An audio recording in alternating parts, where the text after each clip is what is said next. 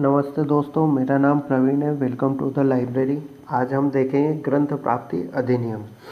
तो हमने अभी कॉपीराइट अधिनियम वगैरह देख चुके हैं, तो आज इसकी बारी है। देख लेते हैं इसको भी फटाफट। तो देश में प्रकाशित प्रत्येक ग्रंथ पुस्तकालय में सरलता से उपलब्ध हो, क्योंकि पुस्तकालय के पास में इतना फंड नहीं होता और इतने पैसे नहीं होते कि ज़्यादा से ज़्यादा किताबें खरीद सके। इतनी सारी किताबें पब्लिश होती है, लेकिन पुस्तकालय का मतलब तो यही है कि निःशुल्क शिक्षा देना। अब निःशुल्क बुक उपलब्ध कराने के लिए इतने सारे पैसे कहाँ से आएंगे?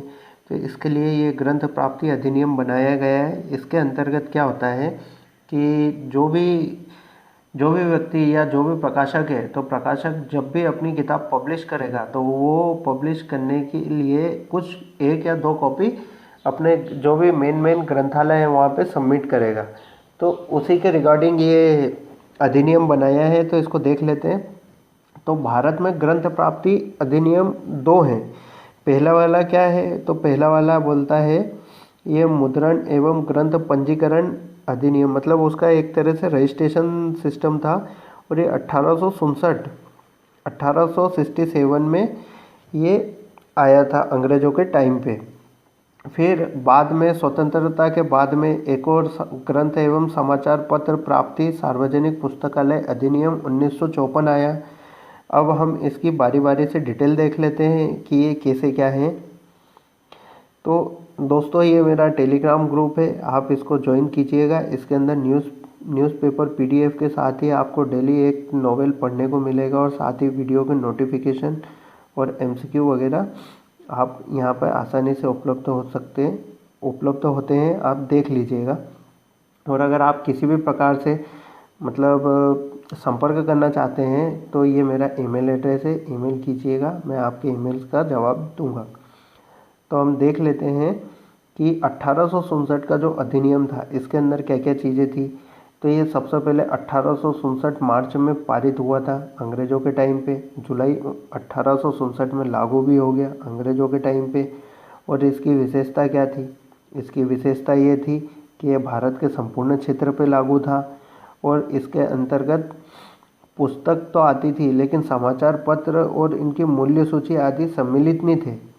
और प्रत्येक जो भी पब्लिशर था, पब्लिशर को क्या 3 बुक्स देनी होती थी, वहाँ पे डिपॉजिट करानी होती थी। तो 3 बुक्स किस किस के लिए? तो सबसे पहले तो वो एक बुक वहाँ पे भेजता था राष्ट्रीय पुस्तकालय कोलकाता में, फिर कॉनमेरा सार्वजनिक पुस्तकालय मद्रास, एक बुक वहाँ के लिए, और एक बुक एशियाटिक सोसाइटी पुस्तकालय मुंबई के लिए एक बुक वो भेजता था। तो ये 3 प्रतियाँ होती थी। लेकिन इसमें कुछ कमियां थी। कमियां क्या थी वो देख लेते हैं। तो इस अधिनियम में भारत सरकार का था, लेकिन इसको पारित करने के लिए, जो भी कुछ लागू करने के लिए, इन्होंने राज्य सरकारों पर छोड़ दिया था अंग्रेज़ों के टाइम पे। तो केंद्र सरकार का इस पर कोई नियंत्रण नहीं था। राज्य चाहे तो पारित करे, चाहे तो ना करे, चाहे तो किताबें ले, चाहे तो ना ले, वो वाला सिस्टम हो गया था। इसके बाद में इसमें कोई दंड का प्रावधान नहीं था। मतलब अगर किसी की इच्छा है तो वह किताब दे, किसी की इच्छा है तो वो किताब न दे, वहाँ पे सबमिट ना कराए। तो ऐसे में पुस्तकालय के सामने संकट सा खड़ा हो गया था कि किताबें पब्लिश तो हो रही थी, लेकिन पुस्तकालय तक पहुँच नहीं रही थी। इसलिए पाठक वहाँ तक जाते और खाली हाथ लौट आते। तो धीरे धीरे पुस्तकालय की पब्लिसिटी भी कम होने लग गई थी। फिर इस दोष को सही करने के लिए इस तरफ ध्यान आकर्षित हुआ सब हमारे नेताओं का। और 1954 में आज़ादी के बाद में उन्होंने ग्रंथ प्रदाय अधिनियम वापस से पारित किया, लागू किया। अब इसका क्या काम था? तो इसका तो पहला काम तो यही था कि ये जो मुद्रण एवं ग्रंथ प्रदाय अधिनियम 1867 है, इसमें सुधार करना था। अब सुधार क्या करना था वो भी देख लेते हैं। तो इसमें बाकी सब तो वैसे ही था, लेकिन पहले 3 की जगह इसमें 4 प्रतियाँ पुस्तकालय को देनी पड़ती थी। अब 4 प्रतियाँ क्यों? तो 3 तो वही पुस्तकालय थे। एक तो राष्ट्रीय पुस्तकालय कोलकाता, केंद्रीय पुस्तकालय मुंबई और कॉनमेरा पुस्तकालय मद्रास। लेकिन चौथा जो पुस्तकालय था उसको सेंट्रल लाइब्रेरी बनाने का काम चल रहा था उस टाइम पे 1954 में, और ये था राष्ट्रीय केंद्रीय पुस्तकालय नई दिल्ली। अब इसकी हम विशेषताएं देख लेते हैं।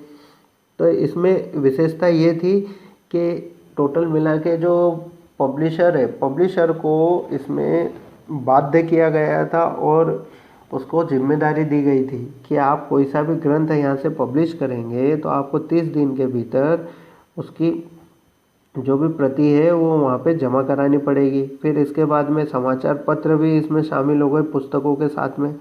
अब इसमें क्या हुआ कि दंड का प्रावधान आया। तो दंड का प्रावधान ऐसा था कि अगर आप वहाँ पे समाचार पत्र वगैरह की कॉपी जमा नहीं करवा रहे हैं तो आपको 50 रुपये दंड लगेगा।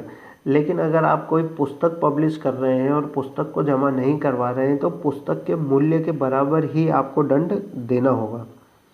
अब इस अधिनियम का क्या सिस्टम था, तो इस अधिनियम को क्या केंद्र सरकार ने बनाया था और इसको गवर्न मतलब इसको शासित करने का काम भी केंद्र सरकार ही करती थी। और अधिनियम में लघु एवं प्रसारित की करने की जिम्मेदारी केंद्र सरकार की है।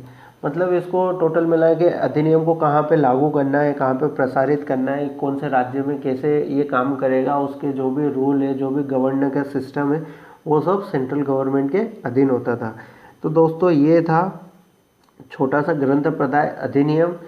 तो इसको आप देख लीजिएगा। आपको वीडियो अगर अच्छा लग रहा है तो प्लीज़ लाइक कीजिएगा, कमेंट कीजिएगा, शेयर कीजिएगा और चैनल को सब्सक्राइब कर लीजिएगा और नोट्स बनाते चलिएगा, क्योंकि अब एग्ज़ाम बिल्कुल पास में है। ये आपके नेट तक हेल्प करेंगे ये नोट्स, क्योंकि इन्हीं में छोटे छोटे MCQ बन के आपके पास तक आएंगे। तो आप थोड़ा ध्यान से पढ़ लीजिएगा, क्योंकि हमें एक बार ही पढ़ना होता है। एक बार अच्छे से पढ़ लेंगे तो हम फिर एग्ज़ाम देते चले जाएंगे, बार बार नहीं पढ़ना पड़ेगा। और अगर एक बार अच्छे से नहीं पढ़ेंगे तो हर बार हमको एग्ज़ाम में इसको खोल कर पढ़ते रहना पड़ेगा। तो देख लीजिएगा दोस्तों। अगर अच्छा लग रहा है चैनल को लाइक कीजिए, सब्सक्राइब कीजिए। धन्यवाद। जय हिंद, जय भारत।